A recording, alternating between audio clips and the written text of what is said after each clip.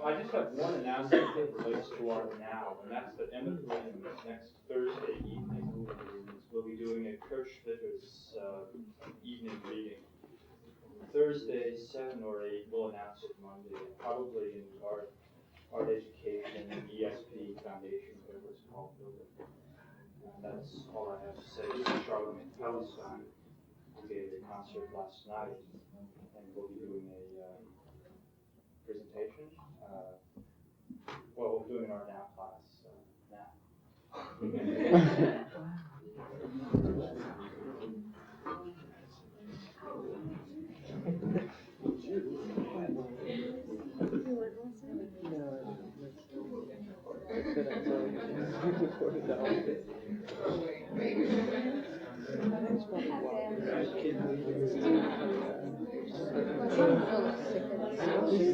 It's such a waste of human potential. This is the first time I've ever gone through some medication. I'm sick of it. I want to quit. But I got married and this is go here, so I'll go here next year and probably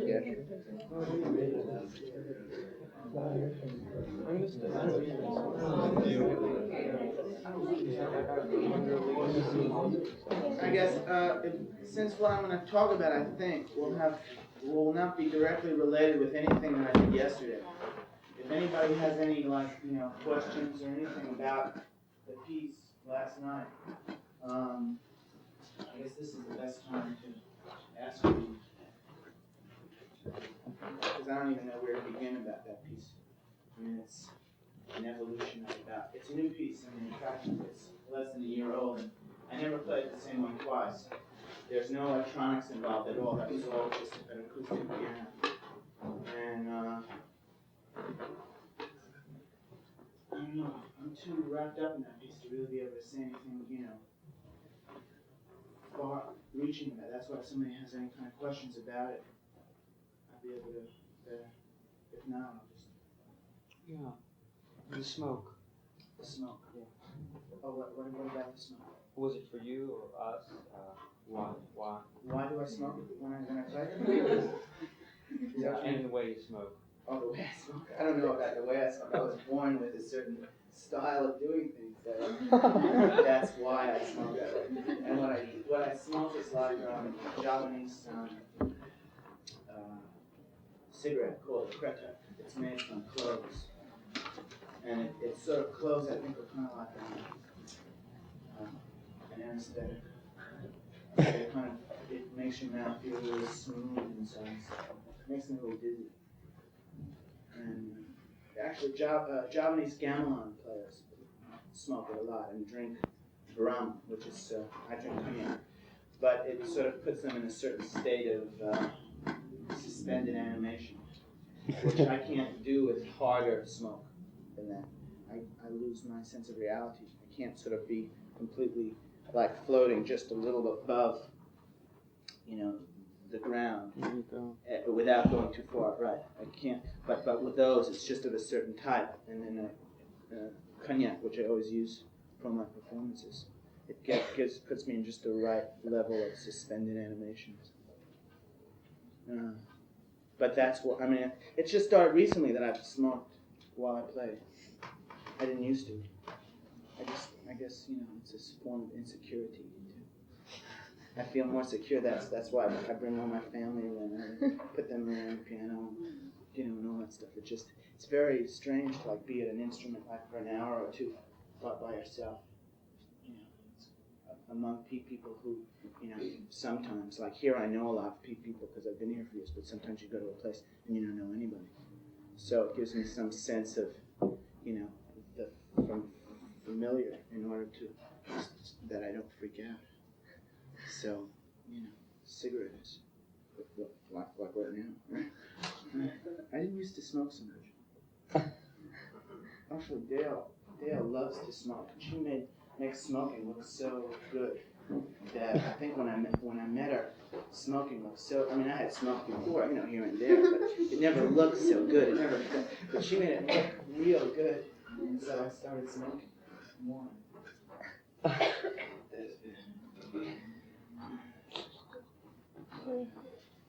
So, are there any other questions about the piece last night? No? Should I give it a second, or is that really it? Okay, that's it. I'd like to ask you a question. I'd like to know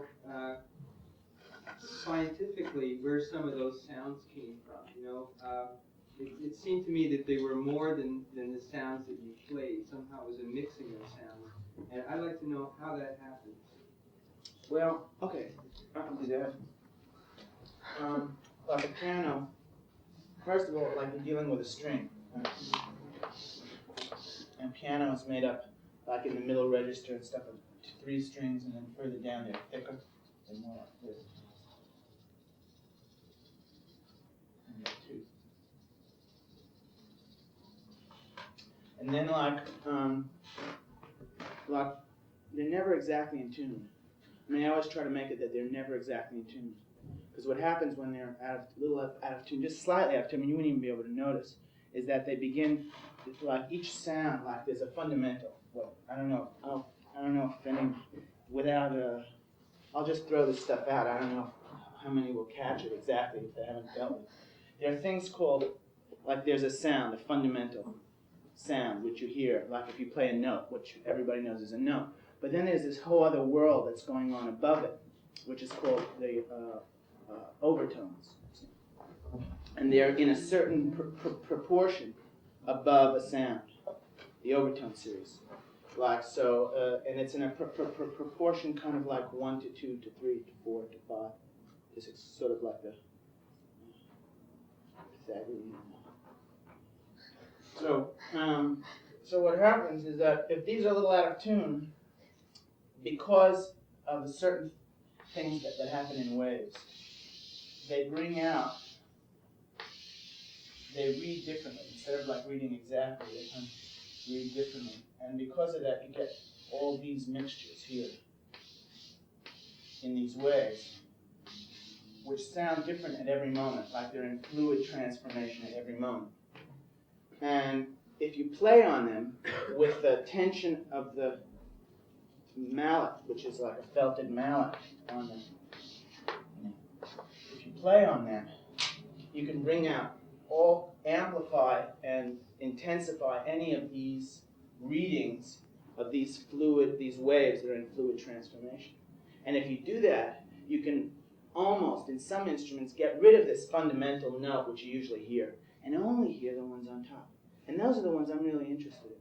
I mean, music for 500, 1,000 years has been interested with that note. So I got kind of tired of that note. I mean, so I heard all these other little things, and I said, well, nobody's ever dealt with that, really. I mean, it's here and there, but no one's ever really, dealt with it as a raw material for sound. So that's what I did. And in this piece, in every piece I do, like I have voice pieces that, I do that with my voice, where you can just start on one tone. An old piece that I do is, I'll show it to you now, and you can hear all the different tones. And, I mean, the Tibetans, they were doing it centuries ago. I mean,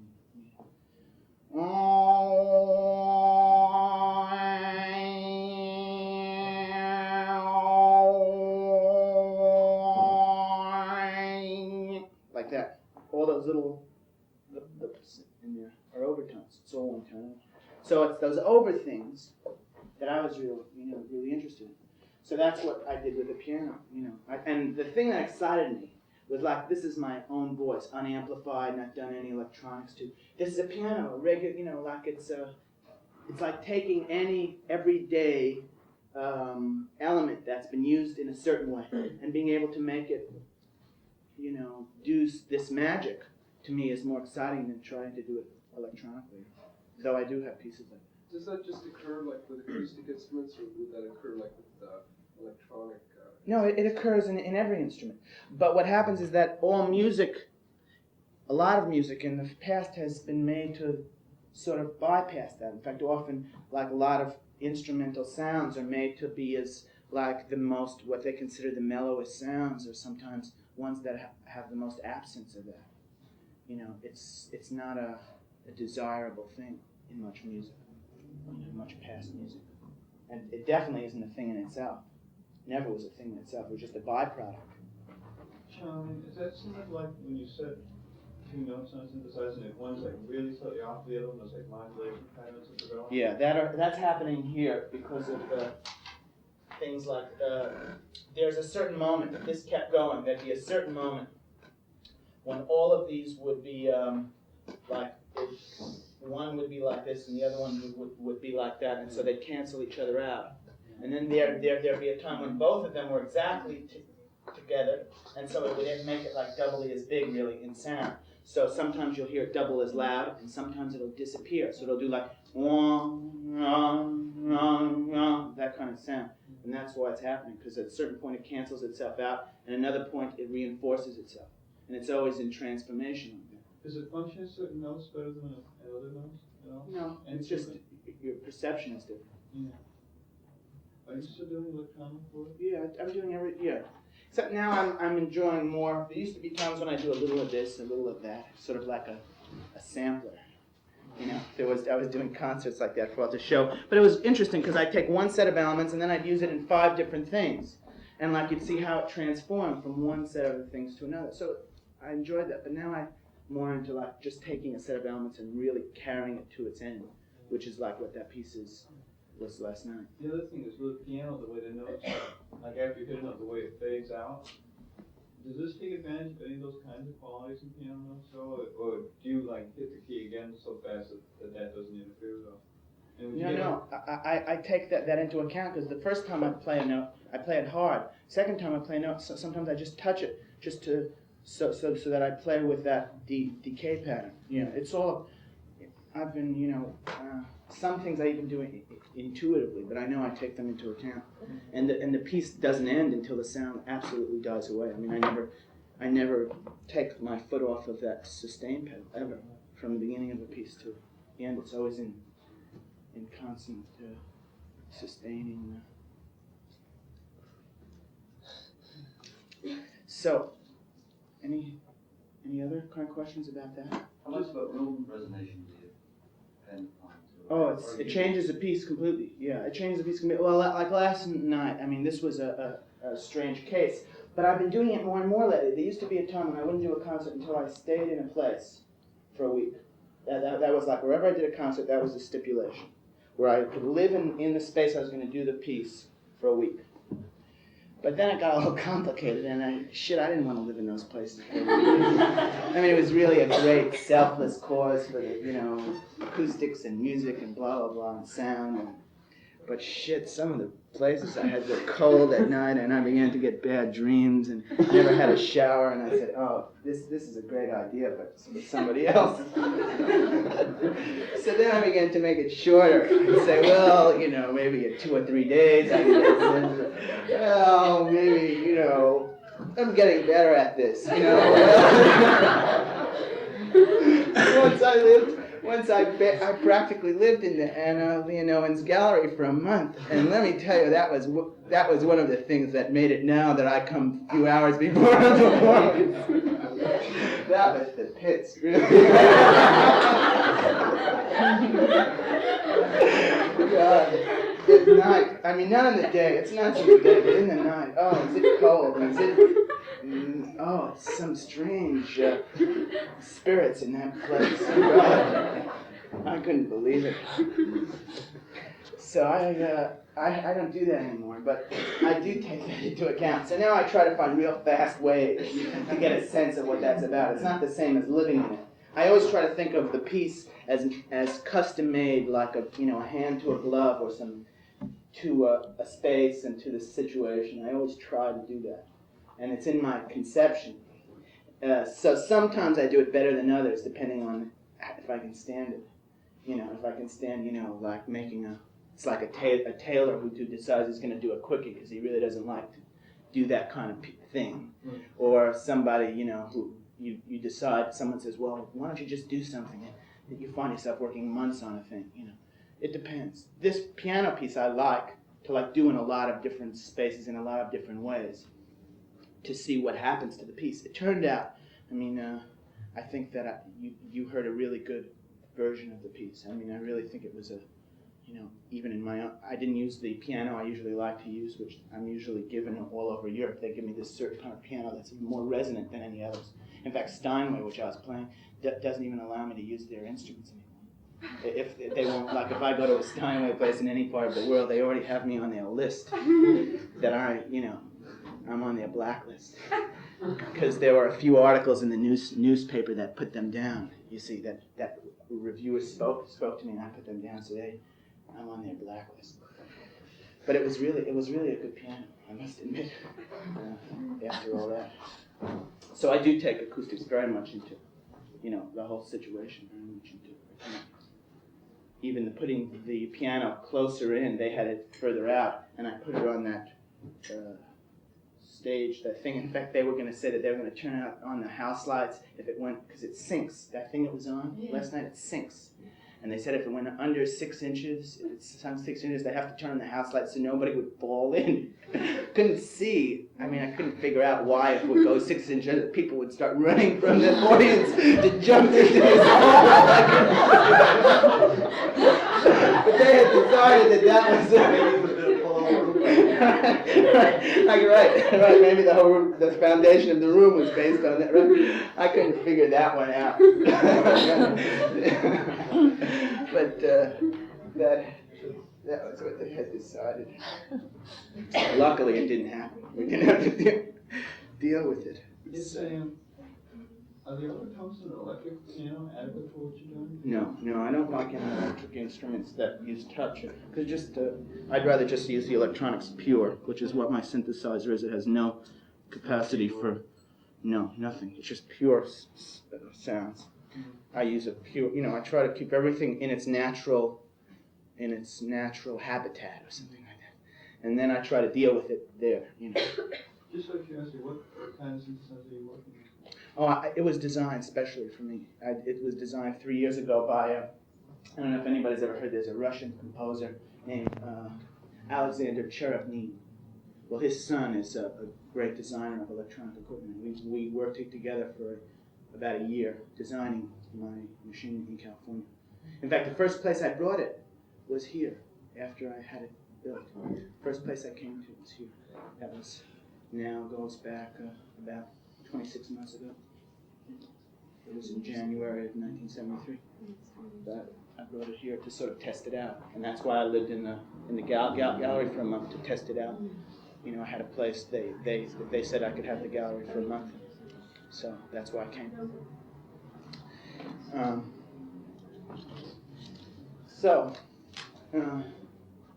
Anything else about that?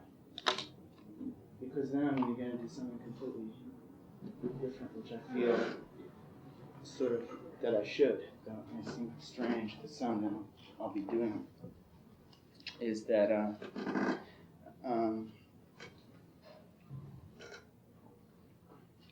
the piece last night was dedicated to my brother, who took his life on Monday in Los Angeles. And I'll give you a little history in a certain way. I've never been that close to him, in a family way. But somewhere around 6 months ago, he came to New York and saw me. And at that time, he went to the Sonneban Gallery, which is a gallery I deal with in New York. The secretary there asked him if he was an artist also. And at that time, he said, "No, I'm just a businessman." And that was the beginning of a transfer. That moment, I guess, because he recalled that moment, was the beginning of a transformation in his life, which went on for 6 months' time, which ended on Monday. And looking back at it, since I'm not, since I do certain things myself that sort of border on the edge, some of my body pieces have always bordered on the edge of certain almost suicidal tendencies in myself that I've tried to live out so that I wouldn't do them. And they became, it's become a natural extension of my work, these pieces which I do, Some of them where I bang against walls. I did one that last summer at the gallery where I ran myself over and over again into a wall while I'm singing, And pieces like that You know, I felt like, well, for that reason, I felt that whole period now that as I look back, as I was on the plane coming back, I went out to California and spoke to all his friends and stuff like that, and people who knew him the last days. And I realized that in a way, what he had wanted to be was an artist. And what he did in the last 6 months of his life was, in a sense, a very grand piece, as I see it, in the language that I, as his brother, feel very close to. I mean, it's even pieces. He's never seen any of my pieces. But some of the things come right out of the language of pieces that I've done, these body pieces. He did the same body rituals, not knowing I've ever done them. And it's funny because I spoke to Richards in the car as we were coming from the airport. And he said, oh yeah, once in a class you mentioned something about hereditary rhythm or hereditary language, that there's something in your body that's done, and each sort of genetic background has certain characteristics of their body that they do together, you know, that they're in similar things with, and they tend to react in similar ways to in that language. And so it didn't seem surprising then, though I hadn't remembered ever saying that or anything, it didn't seem surprising that then when I found out all the things that my brother did, they seemed out of a language that I might have even done it in a work. The only difference was, as I was telling some of the people there, the only difference between me and him is that to be on the edge is my profession, right? So I've learned how to control it and become real, cool about it. I can do a work and I say, uh-oh, it's going too far. Let's end it here. But he, obviously he was much more pure in his work, in his art than I was, and so he took the work to its final, inevitable conclusion. And so I feel that the best, rather than to mourn over it, which just doesn't seem, it isn't in my personality to mourn over something like that. It doesn't make any sense. The one thing that I can do is to show, especially in this context of it being, about artists, about art, is to recall this piece that I call his last piece, to you in all its details, and let the work just sort of stand in itself beyond the level of, that it actually occurred. So we say it's like a piece that actually occurred, and so it's a documentation of this work. And I'll try not to I'll deal with it purely from an analytical approach, about energy, the way I would analyze any of my own works, or works of people around me that I know, that I sometimes do. I think about, well, what was this about? But I won't make any other conclusions about it, and then we'll just leave it at that. But I think that in his memory, I think it's such a powerful statement that, it does, even though it seems very, to certain people it might seem very strange for me to be talking about something like this, because it's dealing with death. Everybody's afraid of death, especially real death. It's okay to talk about death and we can always, it's always easy to sort of philosophize about death. Oh, death, death, death. But then as soon as death really happens, let's go. Right? I'm the same way. I'm the same way. I'm always, death is on my mind. I talk about it, blah blah blah, and then I've got a phone call and I'm death. And I say, well, first of all, what do I do now? What am I supposed to do? What are you supposed to do? Am I supposed to be, am I supposed to be sad? I know I'm scared. That was the first thing. I was scared. What do you do? What do you do? What do you do? I didn't know what to do. Couldn't figure it out. So luckily I had things to do. I had to go out to California. That was easy. So then I have to live out these things. Do that. So that made it easy, So anyway, I'll start this work.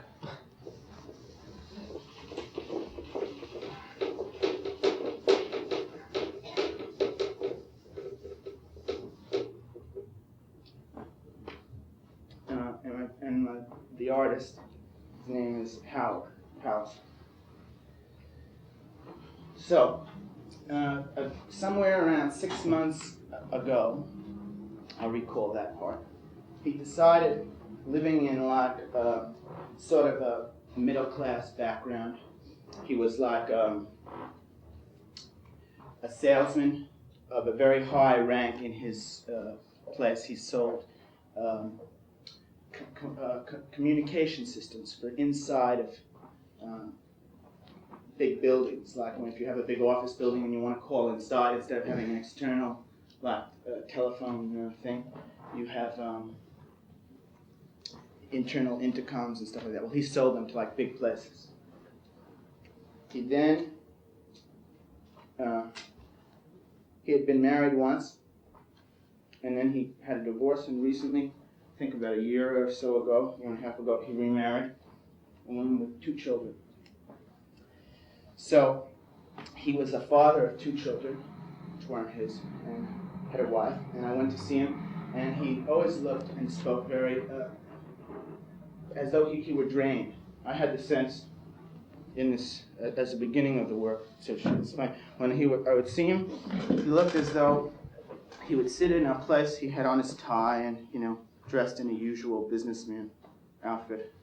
He would look like he would talk kind of like this, and he seemed very drained of energy. And all around the house, the kids were running around, his wife was like running, doing this and that, but every other part of his house was like gyrating with energy, but he was like drained of it. It was like, in a sense, it was coming from him, but it wasn't staying there.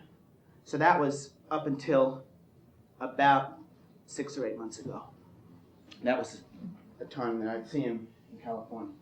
So then when he came to New York and decided at that point that he didn't want that to be anymore, that he didn't want to be a businessman, he wanted to be an artist.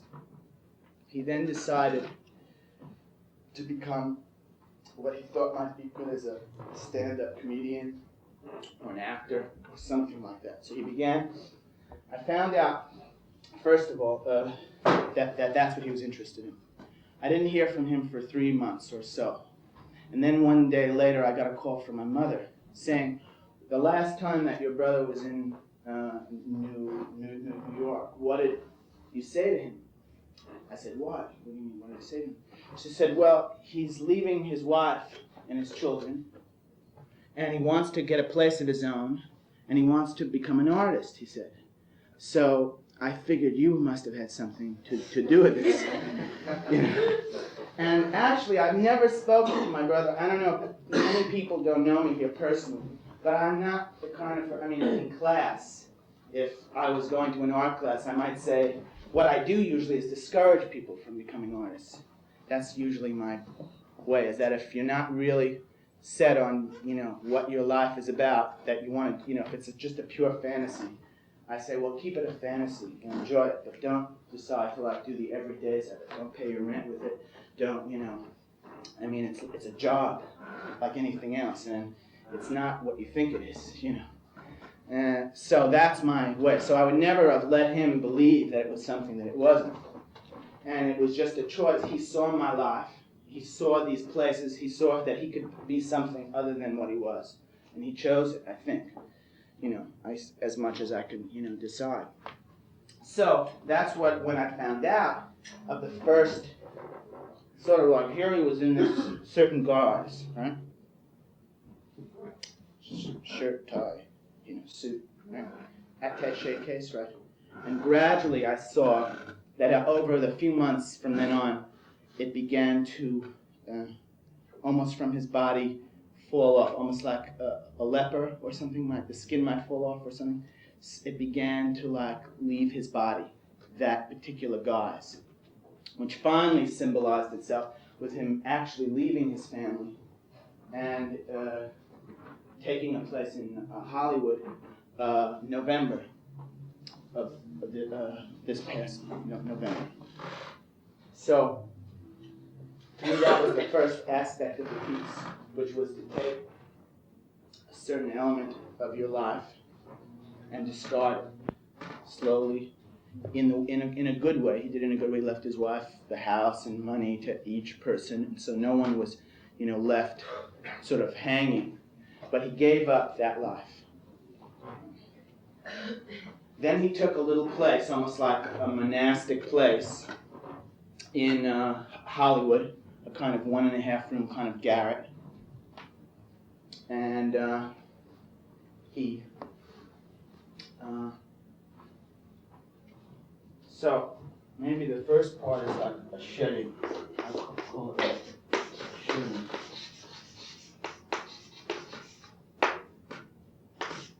From sort of like a certain state of responsibility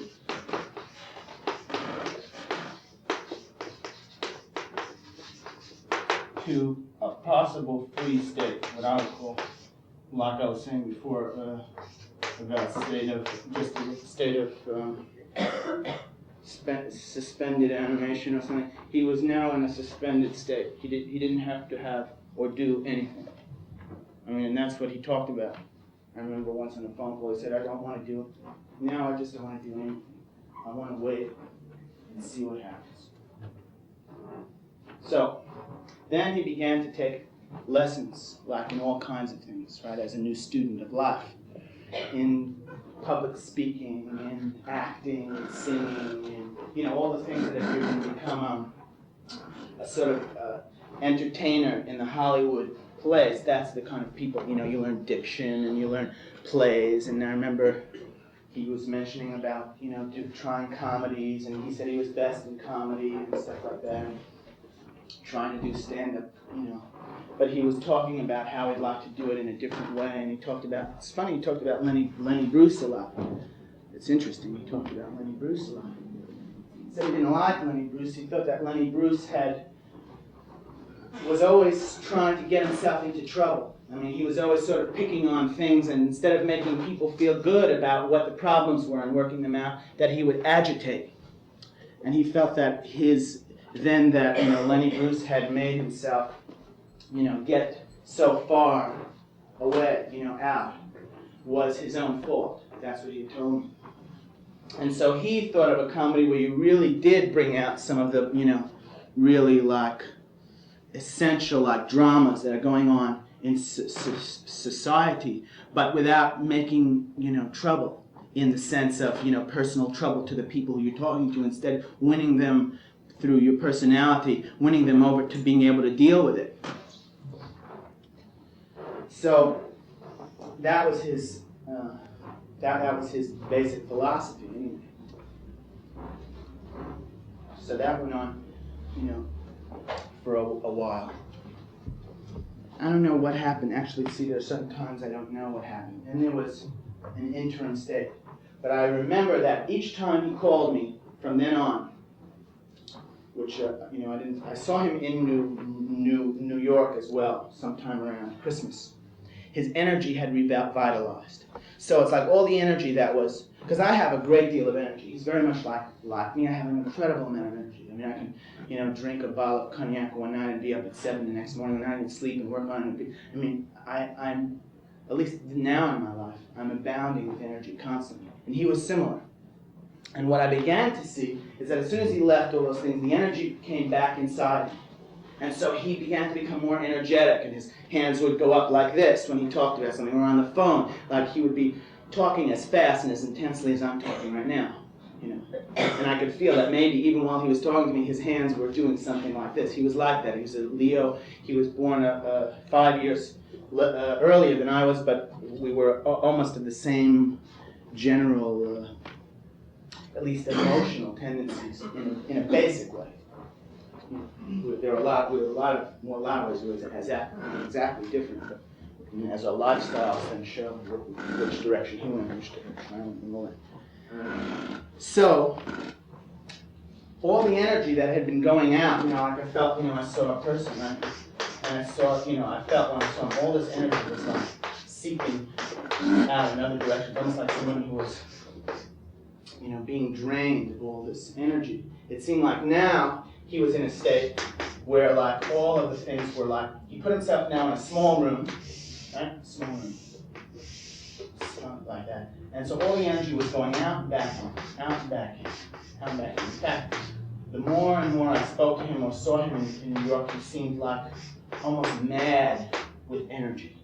Energy, just everywhere, energy. I had an evening with him during Christmas, because I just never got along with him too well. And after being with him for a few hours, I would crave not to. And so we spent a few hours, and then I just prayed not to during Christmas. But we went all over the city, from place to place. We went to the movies. We went to 7, 10 bars, and the energy was back. And he was imitating some of my movements because he was joking about them. Because I walk funny sometimes. Right? When I get drunk, I start to limp, and so he began to limp. There were a lot the Marx brothers on the street. And he was like a new person. I said, who is this guy? I don't remember him. I don't remember you in my family. I never remember a kook like you in my family. This is when I was beginning to first like him. I never really liked him. I always thought he was kind of a cop-out all the years I thought. And then I saw this guy, and I hear him on the phone. Sort of madman. It made me, actually, of course, being an egotist that I am, it made me think of myself. I said, here's really another crazy Palestine. And so I began to like him.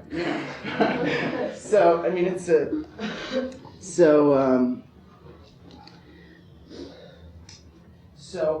I felt this incredible, intensity. And then these strange things. Everything was just sort of in a free state still. He was just talking, and he's going to do more and more acting and blah, blah. It's all very sort of general. Well, somewhere along the line, I don't remember exactly when it is, was when it began. It's like I felt he was going into momentum, right? He had started in a state of kind of dead repose. That's how I see it, sort of like this. Right? And then he sort of said, I've got to get out of this. And so he's got, let me get, like there were parasites in his life, so he's got them all out. And then he began to sort of, almost like an animal does, to lick up his wounds and get healthy again, right? So he began to get healthy, so the momentum began to grow. And then he began to get really strong. He's saying, wow. So now it's fun, right? He started from that state, and now he's a strong person. I mean, you saw him on the street, and he had a beam about him. I looked emaciated in relation to him. He had a beam about him, and he walked, and I was saying, I never had felt that kind of jealousy. I was saying, I don't want to be around this guy too much. I feel real kind of like a shadow of this kind of energy, or I could get this, But so I said, wow, he'll really. So I was already beginning to fantasize in my own mind that he was going to really be a great comic, whatever the fuck this guy was going to get into. If he could keep up this energy, I can remember telling people, I said, if he can keep up this energy for 4 or 5 years, this guy is going to be a knockout at whatever the hell he's talking about. I don't know what it is, I don't care what it is, but he's going to do it. I mean, I could feel it, because that's what it's about always. I mean, even when I have students or people that I know, if they have a conception and I see energy, I don't care what your conception is, you'll get close to it. The most bizarre conceptions I've seen come about. I just left New York, a friend, Allison Knowles, and she was like writing a proposal. She said she's writing a proposal. I said, oh, what for? She said, well, I'm getting $40,000. I said, oh, what, $40,000 for what? She said, well, I'm going to fill 2 airplane hangars with beans and water. So I tell you, it's fantastic. I mean, she had done this piece in a little, in a bathtub. It was a really beautiful piece with beans and water, and they sort of ferment. Well, now she decided to do a Herculean venture, $40,000 worth, in 2 airplane hangars at Floyd Bennett Field in Brooklyn. So, I knew from my watching where my brother's energy was at, that anybody with that amount of energy, I don't care what they want to do, they'll be able to do something like it anyway. Or anything within the realms of the law. Or if they even have enough energy, they'll even be able to get around that, So, I knew, I said to myself, he's in the right direction. But then, now here comes the strange part of the piece. One day he calls me up on the phone late in the night. Now this is the start of the late night phone calls. From then on, I got somewhere around 4 or 5 late night phone calls. Somewhere around 5 o'clock New York time. Between 3 and 5 o'clock New York time, which makes it around 1 or 2 or 3 in LA. The first thing, which I never took to mean anything bad, because I feel, once you have so much energy, you begin your mind begins to go in strange directions. He began to talk about being immortal. He began to talk about that he was the Messiah, he said. Or he thought, he was having feelings that he would sit in his room. See, here's a ritual. He said now he didn't go out very much. He didn't see many people. He would sit in his room and he'd think. Okay, so it's this bombarding of energy going back and forth. So in this room, I could picture him pacing through them because he was a pacer as well as I am. You know, feeling all this energy and these ideas coming through him like really this. And he said, oh, I see it now. Oh, I see it. I see it now. And so he must have seen millions of things they never dawned on before in this room because all this energy was just like going into his head on and on. Well, he decided that the two of us, see, he was a good brother that way. I would never have been as good as he was. He decided the two of us were the Messiah. I would never have done that. I would never have done that. You know, I would have said, well, I wouldn't have thought of it. I admit this part of my personality. You know, it's really true. You know, but he decided it was the two of us. I didn't think much of it. I mean, he went on and, you know, he said it. I said, oh, well, that's good, you know. But all the time I'm saying, he said, well, am I crazy? He said, and I said, and I really said this honestly, I didn't think he was crazy because, I mean, some of the people that I know who do things every day are, you know, if I began to call him crazy, I have to call them crazy. And if I called them crazy too much, we wouldn't be friends anymore. So, like, you know, I just, you know, it didn't seem crazy to me. It just seemed like a normal kind of, when you know, if you let your mind take you wherever it is, then you can become anything at any moment. I mean, isn't that what it's all about? Finally, I mean, isn't that what all these strange, you know, art forms and things are about in the end? Is that if you use your fantasy and your energy enough, you can make something that's unreal real to everybody, to anybody. So these phone calls began. First Messiah. Then he talked about that he had begun to get interested in the occult. He began to be interested in astral projection and self-hypnosis. So what made me think, well, here's all this energy going back and forth, right? So now he's saying, well, now that I've dealt with this energy, what am I going to do with it now, right? Well, I'm in this room, right? So I'm locked in this room. Well, what happens if I'm in this room and maybe it begins to go further, right? It can go everywhere. Because he's inside, right? So now I've learned how to completely, you know, bombard my room with energy. But now maybe I can bombard everything with energy. You know, just have it keep going, you know, without bound. That was his, you know, that's what he was talking about. A few weeks ago, I did a benefit for a Tibetan center in New York. And I remember there were a whole lot of people on the program, about 20 artists. And I remember he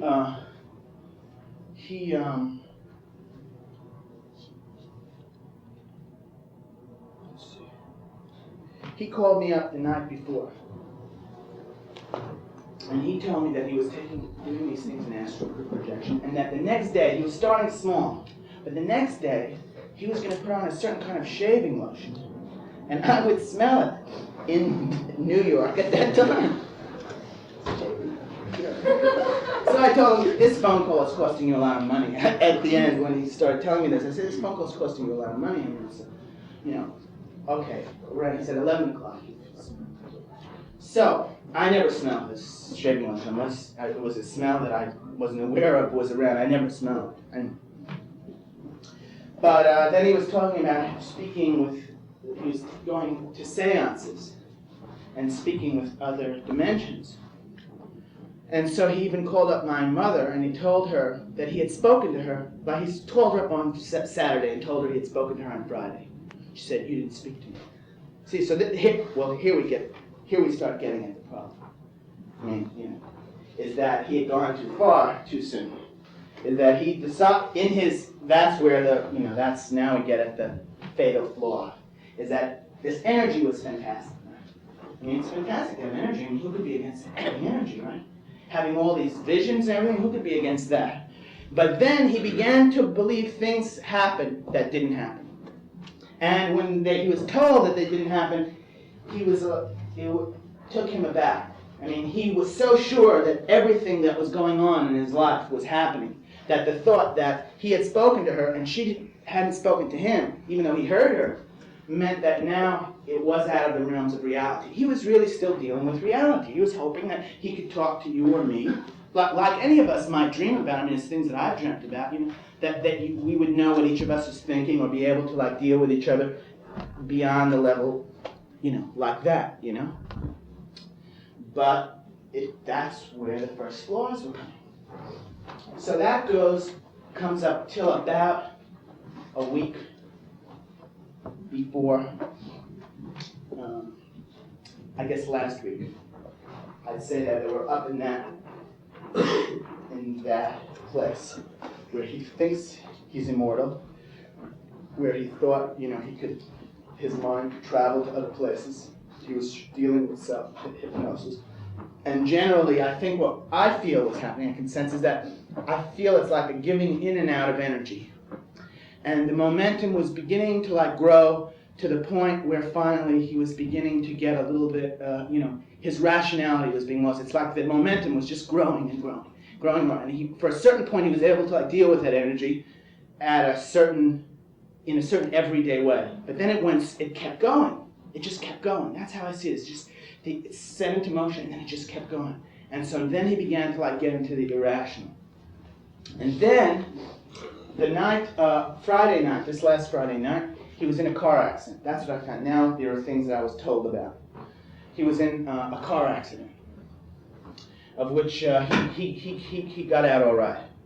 You know. But already I get a sense of somebody who was in a state of agitation. He was by himself. He had been in you know, like any of us. I mean, I was in a car accident just about 2 years ago, a little more than 2 years ago, that almost killed me and a friend of mine. We got out so, I don't even know how we did it. The police couldn't believe that we had gone out around so many times in a small Volkswagen and had survived. Anyway, at that time I was in a state of agitation myself, so it was a symbolic act for me. I learned a lot from that act. But he was in a car accident on Friday. And then I was told that he didn't sleep from around that time. From around Thursday until Sunday, he had hardly slept at all. And then at 8 o'clock, see, he lived in this place that was like, they have a lot of them in LA, where there are 20 apartments. And in the middle, there's a swimming pool. Like on the end, there's a swimming pool, and they all share the pool. And it looks like a motel a little bit. Some motels look like, where there's a little cabin, one next to each other, and it's all built enclosed. And then there's a parking facility underneath where you put your cars, and then there's a swimming pool that everybody uses communally. Well, at 8 o'clock on Sunday was the first, well, let's say that already I sense it's almost as though, you know, there's a piece I do where I run around a space, and I keep running and running around, and then at one point I start hitting into the wall, because I've gone as far as I can in that space, and I'm beginning to hit into the wall. You know, because I get claustrophobia, and I keep running, and you know, I can't run in anymore. I want to run out, and what's there is a wall. You know, so to me, the first wall was in this car accident. The second wall happened on Sunday morning, where all the neighbors heard him around 8 o'clock in the morning completely destroy. Now, this is a place where all his energy has been going. This has been like his monastery, right? Or his work, where he'd stay and he'd think and he'd do. Right? He destroyed the monastery on Sunday at 8 o'clock in the morning. Everything just went hurling, from what I hear. Everyone just heard it was like a thunderstorm or something. Just everything went berserk. I mean, he just absolutely went berserk and destroyed everything in the room. In fact, I saw the room from the window. They wouldn't let me in yet because they hadn't let the room out from the whatever they do. They seal up a room when they're wondering what has happened in somebody's death. So I saw it from the window, and it looked like some rabid beast had been in that room. And he was you must understand that he wore very expensive clothes, very beautifully done, very,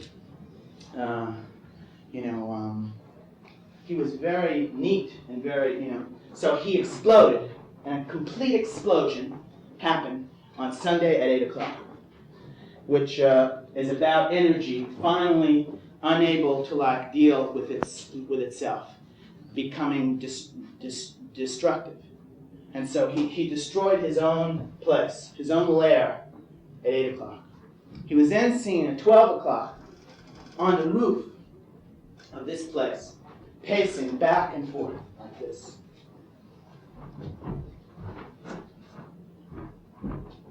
And kind of, from what I've been told, sort of mumbling to himself. And there was a gate right here, which was up from the roof down, and he was playing with the edge of the gate.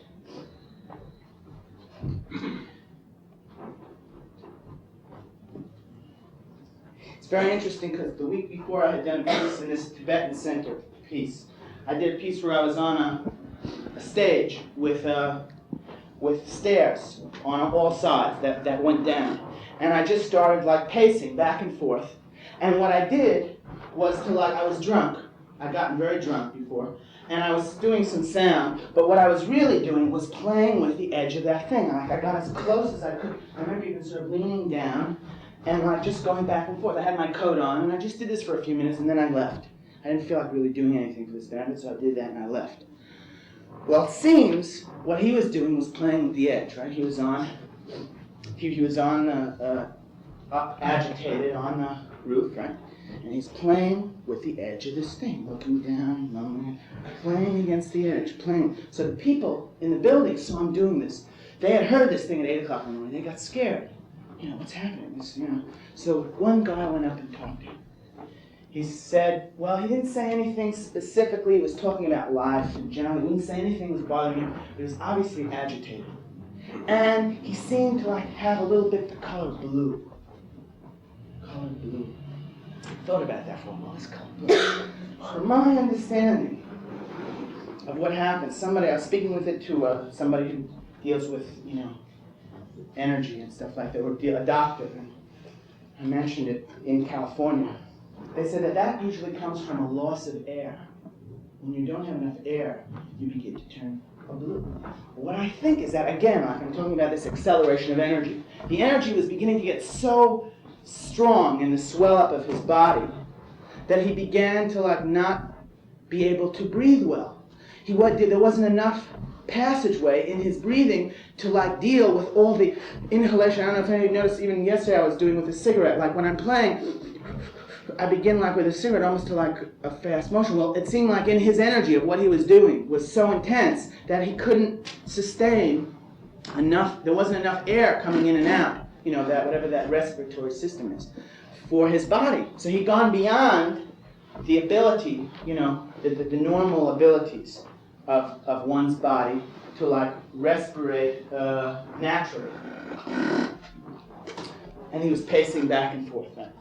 And then he was heard on the next day, or within the next day and the day after, to make phone calls. He always made these phone calls. But now all the phone calls were either of great, and he called my mother, and he said, "Oh, I feel fantastic. I love you. And he was throwing these things out. But he was also calling other people, I was told, and yelling and screaming at them. But it was all at this fever pitch. It was all at this incredible fever pitch, yelling both positive, love things in one direction and negative hate things in the other direction. Just throwing them out in huge beams. Well, I don't know what happened from then. I just sensed a certain energy that was building up. Then, the next thing, I spoke to the man who went to the swimming pool on Monday afternoon for a usual swim. And he saw this man there, who he had seen in the building a couple of times, who was sitting by the pool with his feet in the pool, and he was doing this ritual.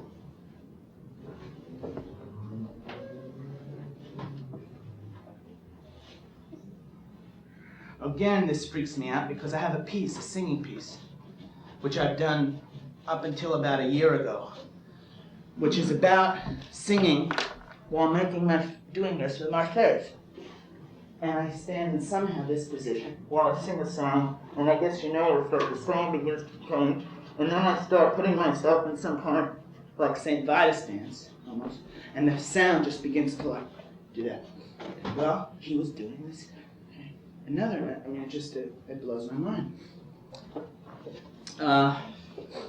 Then, so he was in agitation, right, in that agitation. The man came, he put his hands out, he talked to him for a few minutes. The man said, didn't seem he was like on any drug or anything. He seemed really keen.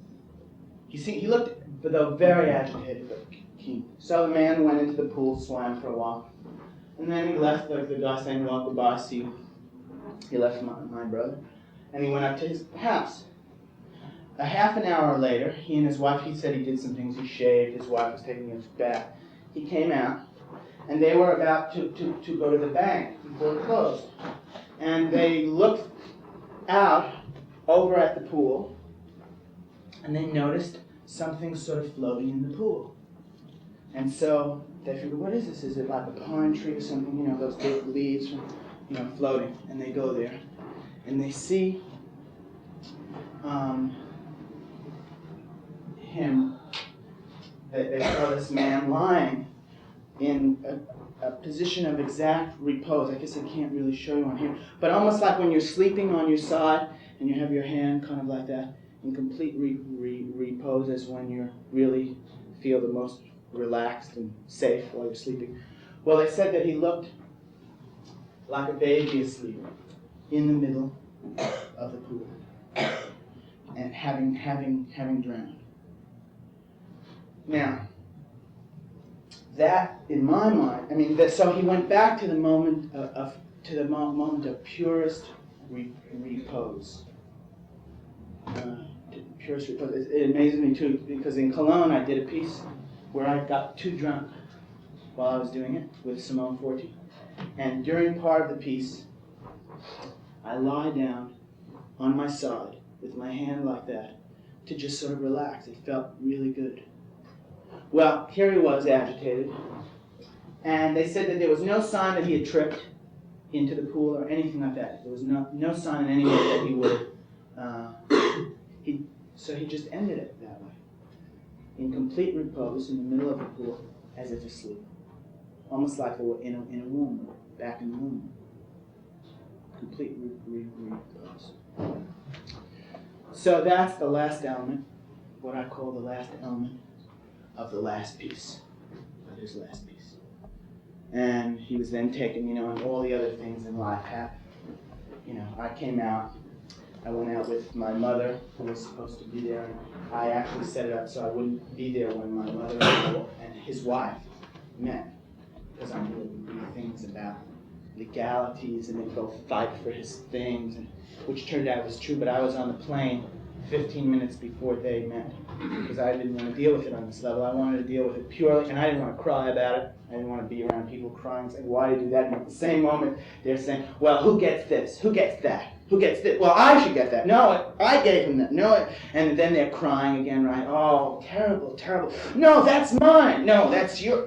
So I left before any of that happens. I prefer to see it as a free state of energy, which went beyond, which was a heroic piece. In my language of what I do, he outdid me, because I'm a coward. I mean, some of my pieces take me to that end, but I never go that far, because I say, well, I want to live long, I want to be happy, I want to make love, I want to do all the things I like to do, I want to enjoy myself, I don't want to die. I mean, but the piece, if you did the piece right, you should really, well, I know that, but nobody really knows that, I won't tell anybody. But he did it, he did it. So that's why I felt I should say this. I mean, this might seem really strange. I'm supposed to do an art now and talk about, and here I am talking about this piece, but I think it's the best piece it's the best piece. It's the best piece. So I just felt in an art context you should know about one of the best pieces that I've experienced. Unfortunately, or I couldn't have been there, right? I couldn't have been there. But hearing what the piece was, the best piece. So that's that.